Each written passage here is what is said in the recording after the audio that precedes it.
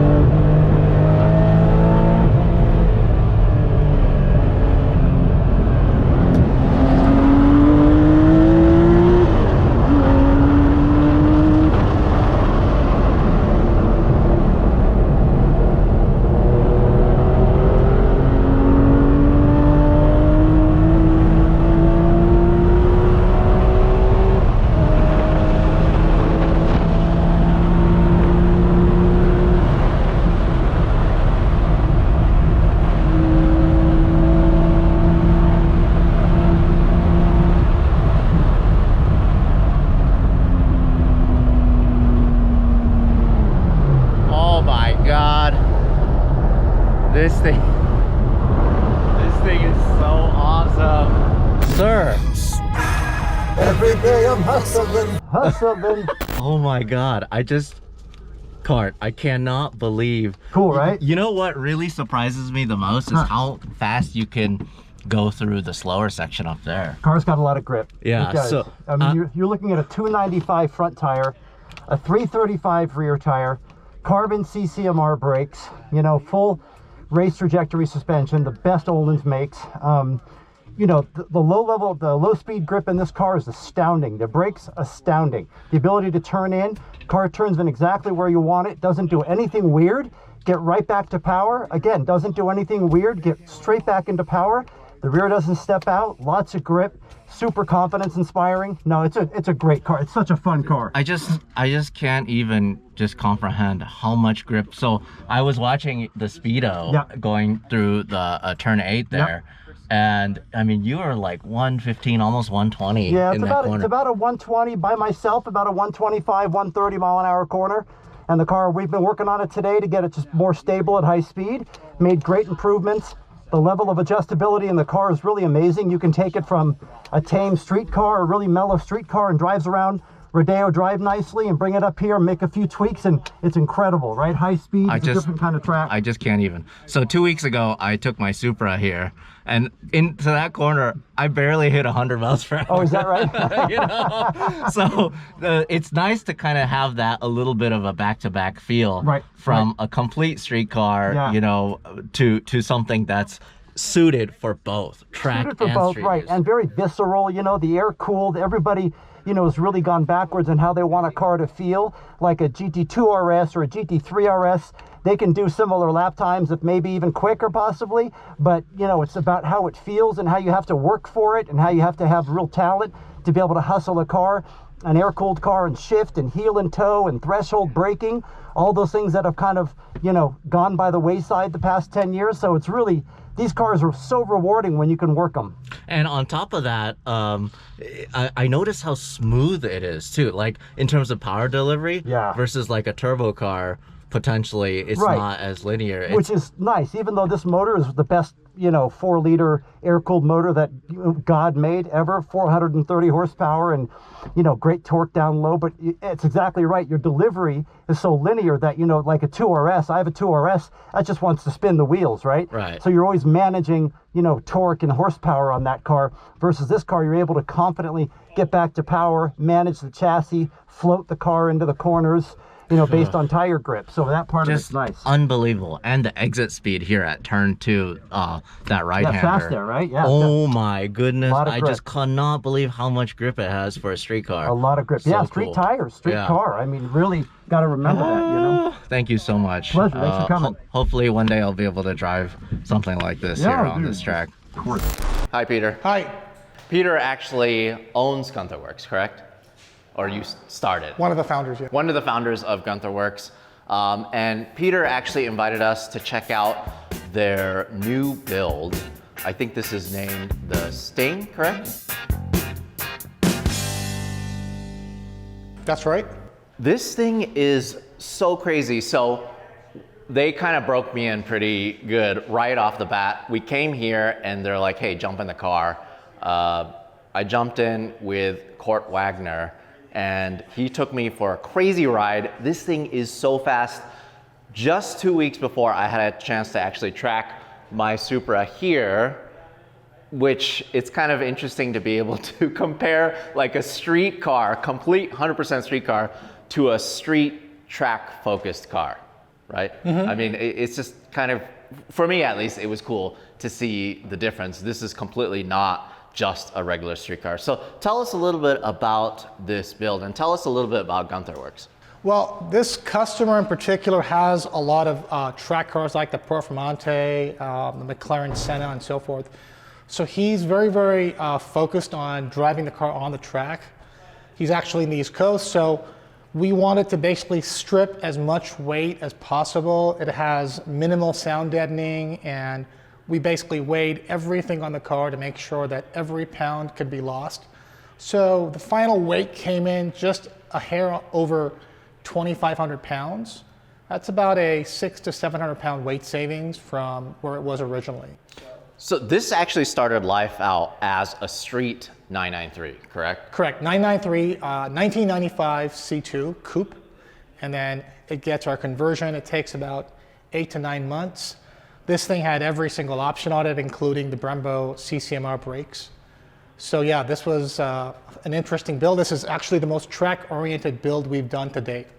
So that's kind of how it works. So a customer is interested in a Guntherwerks car, right? So they contact you, they bring their own car, and then you guys take it down to bare metal, bare chassis, and what do you still keep from that original car? Maybe the doors, the A and B pillars, and the hood cowl, and everything else is, and the chassis, but the whole car is basically a brand new car. It's a brand new old car. Right, and then do you keep parts of the motor as well?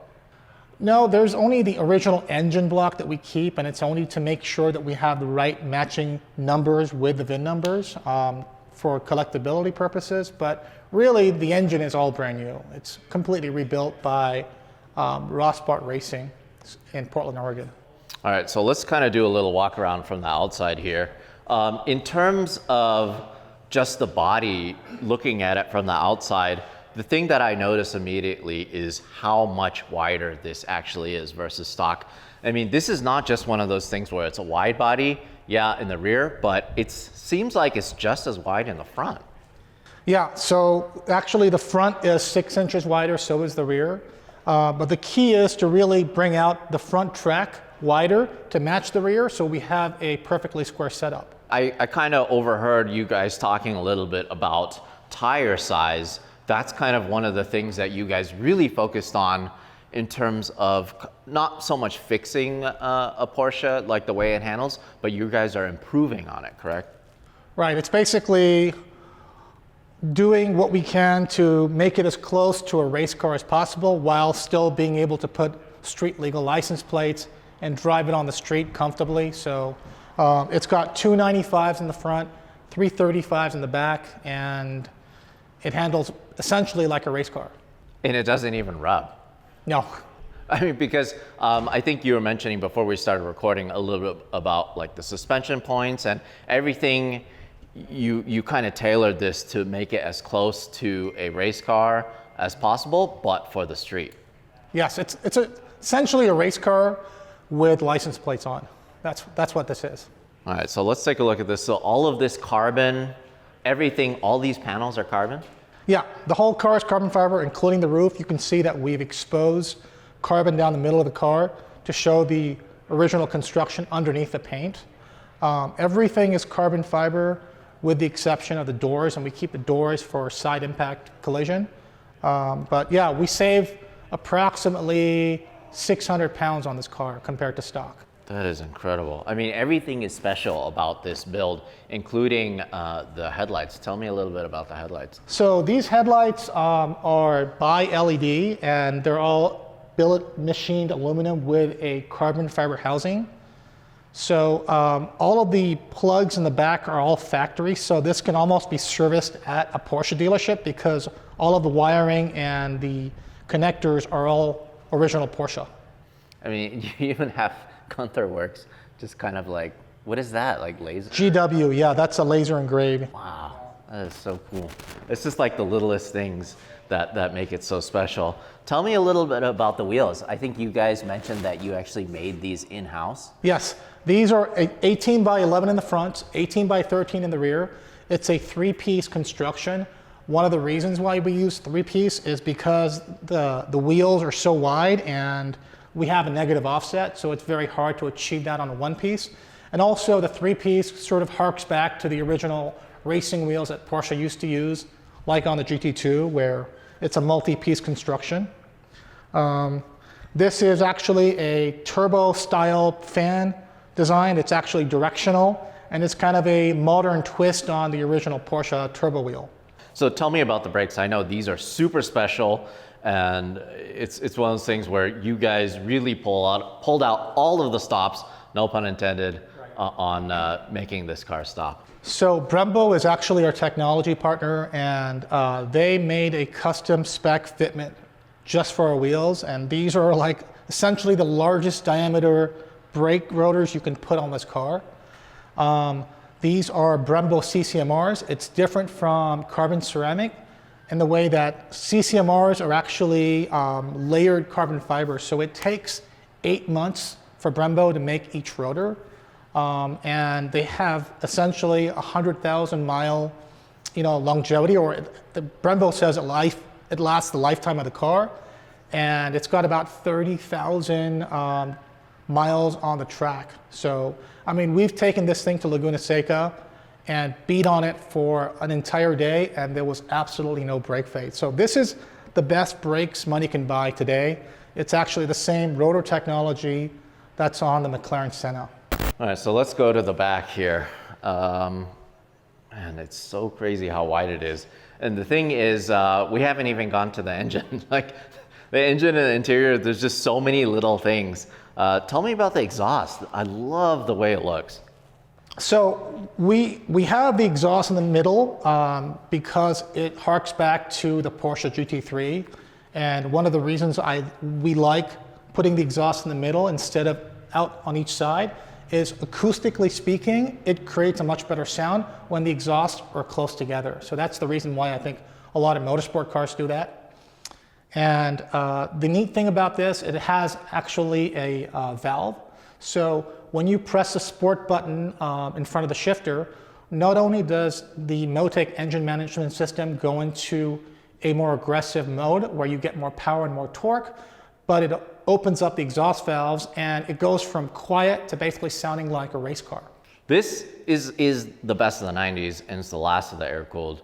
You guys have completely modernized it, and I guess just kind of made it your own. Yeah, we kind of took the best of the analog world, and we took technology available in today's world and used technology to enhance the analog driving experience. We didn't use technology to mask that analog driving experience that everybody likes, the emotional sound and how the car gives you so much feedback. So it's using technology in the right way to enhance the driving experience, not to mask it. I love that. I absolutely love that. Can we pop the hood and Yeah, check out the absolutely. engine? I think this is probably one of the centerpieces of the car. Of course, even this is so special. Do you guys make this special for this car? So we have two wing options. We have the ducktail, which is really more for street use. And when we come to a track event like this, we recommend putting the big wing. It's also got 3 ram air scoops, so it actually forces more air into the air filter. And here's the engine. That's it. That's the centerpiece of this. Yeah, so it's a 4-liter. This particular engine makes a little over 425 horsepower and around 330 pound-feet of torque. Air-cooled, naturally aspirated, Motec engine management, individual throttle bodies. This billet fan, that was actually designed by 2 aerospace engineers from GE, and they designed it in CFD. So what's interesting about this fan is on the 993 turbo, they had a larger diameter, but on the non-turbos, they had curved vanes. And the reason why Porsche didn't put curved vanes in the larger diameter turbo is because they were worried about it making too much fan noise. So what we did is take the larger diameter of the turbo and integrate curved vanes into it to be able to have more performance and also enhance that sound. I mean, the little things that, because you guys have the time and the knowledge and the technology now to do this kind of update, it's really, really cool. And this is really cool is the suspension control system in the back. That's actually to control the dampening and the rebound for the rear. And then we have the same thing in the front so that when you're at a track, a couple of clicks and basically the suspension changes completely from street to track. And then once you leave the track, you just basically put it back into the street setting, the car becomes soft and drivable again. And everything is so finished. I mean, the fact that you guys body matched this, the air. The shrouds, yeah. Mm-hmm. And also the leather firewall is really a nice touch. I mean, because even though this is a track-focused car, you still wanted to make it as finished as possible and as clean as possible. All the wiring is super clean. So does this still have air conditioning?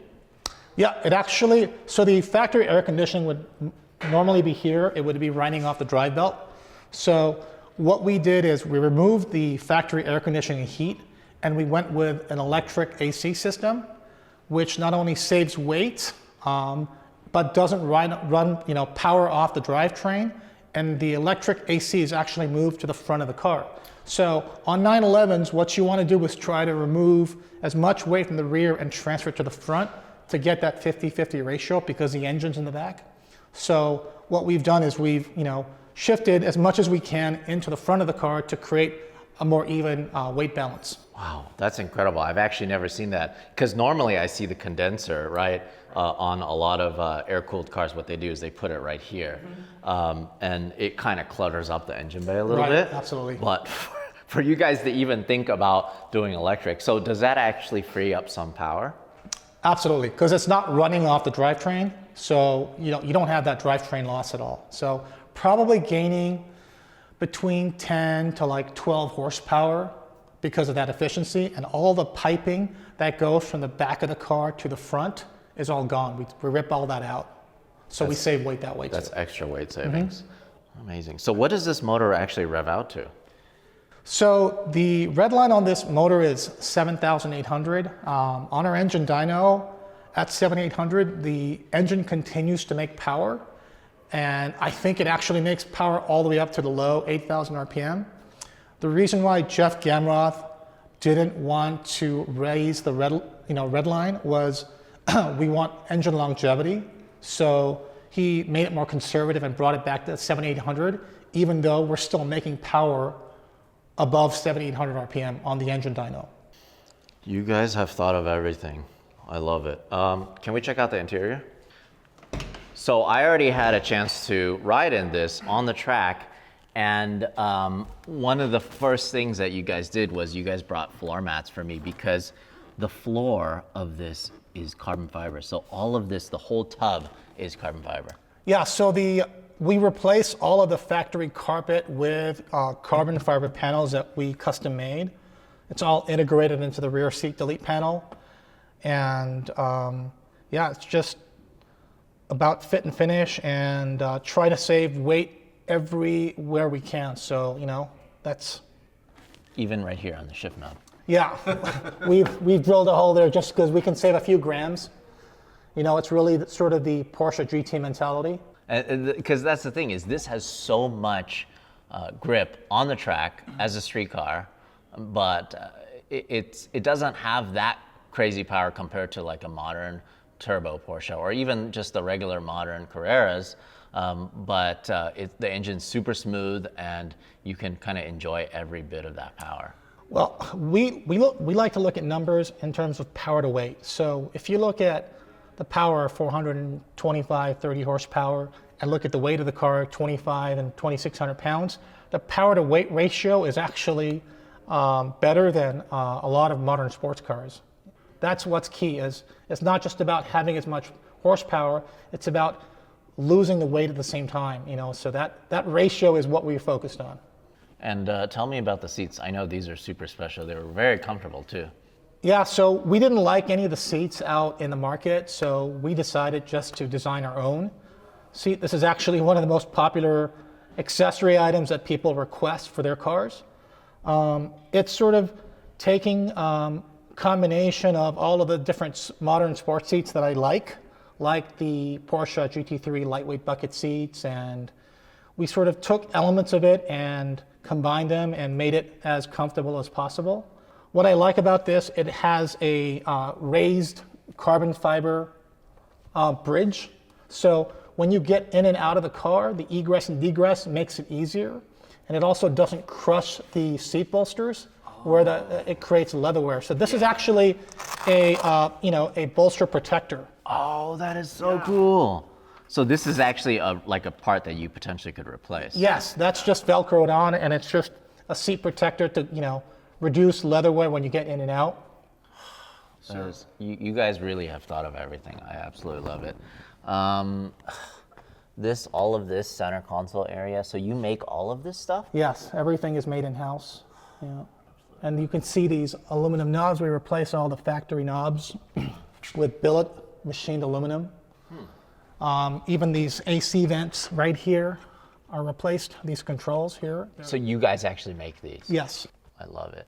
And you guys obviously made custom gauges too, because this has the GW on it. So this is the sport button I was talking to you about. That basically opens the exhaust valves and gives the car more power. And then on here, we have a very similar button right here. That is actually to raise the nose. And so we have nose lifts. So when you're in a city like LA where you have a lot of ramps, we want this to be a daily driver, so you can lift up the nose and not hurt your front bumper or your front spoiler. This is a hydraulic system? It's actually made by KW. Oh, okay. Yeah, the nose lift it's system. The HLS. And tell me about the back area here. This is really, really polished and kind of unlike any other backseat area I've ever seen. Yeah, so normally you have two small back seats on the 993s. And because this is on the spirit of like a GT3 RS, we removed the rear seats to save weight, and we replaced it with a carbon fiber delete panel. This particular one, this is the first car that has the 5-point harness system built into it. If you can see back there, those mounts are actually welded into the frame of the body. And then we have a hidden roll cage here too, that's welded into the body as well. Unbelievable. And this is all finished in Alcantara? Right. So we've completely redone the headlining system on this, and we've gained about, say about 1.25 inches in headroom. So because we have clients that are taller, that when they wear helmets, we don't want it to hit their head, so we've maximized the headroom on this thing too. I see, because normally it's almost like it's like floating by itself. Yeah, it's a bow. Yeah. The factory uses metal bows, so we got rid of that. And really, really good job. There's just so many little things. You guys have touched everything, massaged, and honestly improved everything. I absolutely, and I can see it right here. So Sting. So why is it called Sting? It's the quote by Muhammad Ali. We're gonna float like a butterfly and sting like a bee. So the car is obviously yellow and black, so it sort of symbolizes a bee, and it's a track weapon. So the owner came up with the inspiration of calling it Sting. So every commission that we build, we talk to the owner and we try to come up with a name that inspires them, so that, you know, they feel like it's personalized and it's not just a production run car. So there's a lot of personalization. Like these seats are actually designed, we measure the customer's shoulders, hips, and these seat cushions are all individually sized for that client. It's not a universal seat that we make, one size fits all. Everything is custom made. I think your client's gonna have really a lot of good times on the track and on some B-roads with this thing. Oh, I forgot to talk about the door panel. This thing is so cool that you guys updated this. And then of course it's like the GT car door handle. But the fact that I'm guessing you guys made this too. Yes, the whole door panel. This is a thing that honestly gets damaged all the time on most cars. And for you to update it and to make it look nice too. It's all aluminum. Yeah. I love it. And this, just the intricate. How do you even clean this? You know, you have to like take like a little. You need a little toothpick. Yeah, you need a toothpick. It's so intricate. I wouldn't even know how to make this, but it's so cool that you guys do that. Oh, very cool. Can we look at the front real quick? Yes, absolutely. I'm sorry. I know this is a long video, but guys, there's just so many little things on this. Oh, which by the way, I noticed you guys did the sticker like on a lot of the Porsche GT cars. Yeah. Wow. Even this is so finished. I mean, you don't have to have any of this stuff, but I mean, how much more weight does it add, right? To make it look finished like this, and it's still so lightweight. Yeah, we actually saved weight because originally the spare tire's right here. So we removed the spare tire and we've made the storage compartment a little bit deeper because we can go further down. And it has a lithium-ion battery in the front instead of the factory heavy Porsche battery. And we just wanted, even the inside of the trunk has to basically kind of speak to the outside. We've integrated these JRZ suspension mounts in the front, like I told you, with 2 different adjustments. This is to control the front of the suspension. It's so like, it's just, it's presented. It's the first thing you see. It's like, that's like the centerpiece of the front. As soon as you open it, you see these. They're so pronounced. Right. Yeah. Love it. I love that badge too. You can see the underside of the hood. Yeah. Oh, very, very clean. All of it is finished. All of this hardware, everything is new too, right? Yes, we spend probably about $100,000 worth of brand new Porsche parts that we reuse. It's not refinished, it's brand new. So there's quite a lot of original Porsche parts that we have to order every time we build one of these cars. So, and speaking of price, when you're spending that much money on things like, how much are the brakes, for example? I think the brakes are somewhere around a little over $40,000. Right, so that's the price of most people's sports cars, right? Just for the brakes on this thing. Yeah. And to justify the price, you guys are spending money on the best parts, all original, OEM, and also the latest technology. How much does something like this cost? So our base price starts at $545,000, and we have many different options, all the way to the complete exterior being carbon fiber.